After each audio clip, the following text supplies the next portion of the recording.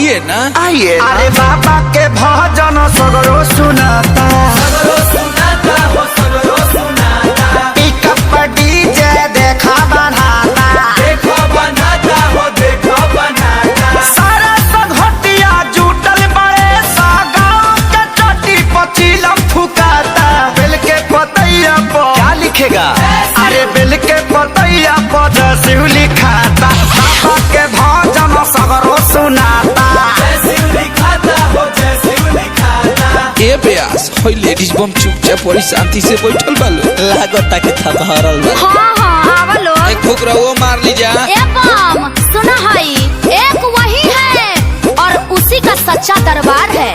आप जैसे कंवरियन को तो गांजा पीने में ही बहार है। बिना खींचा ले चिलम बोलेंगे, क्या बोलोगी, क्या सुनोगी? बिना खींचा ले चिलम बोलेंगे।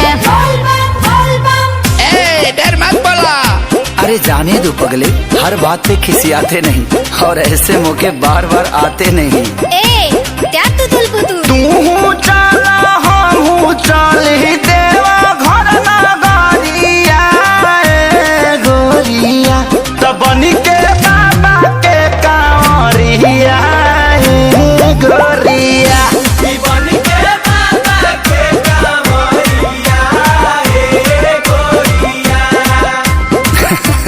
थोड़ा बुरा हो थोड़ा अच्छा हूँ, जैसा भी हूँ महादेव तेरा ही तो बच्चा हूँ।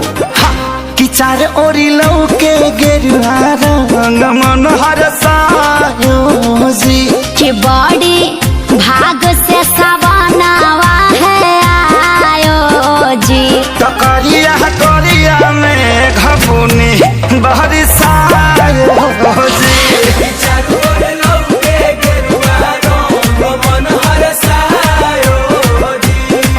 और क्या बोलोगी, और क्या सुनोगी, क्या करोगी?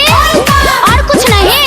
अरे चलत पौआ में पर गइल छाला। अरे तनिका दया कई दिए बाबा डमरू वाला।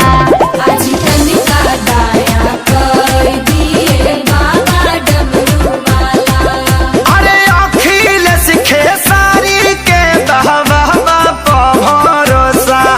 अरे नाम लायर भंगिया के पर करे है सब कोसा। अरे नाम लायर भंगिया के पर करी है सब कोसा। और क्या बोलेगा, क्या सुनेगा, क्या बोलेगा? और कुछ नहीं बोला बम, बोला तो रहा। Presented by Adi Shakti Films।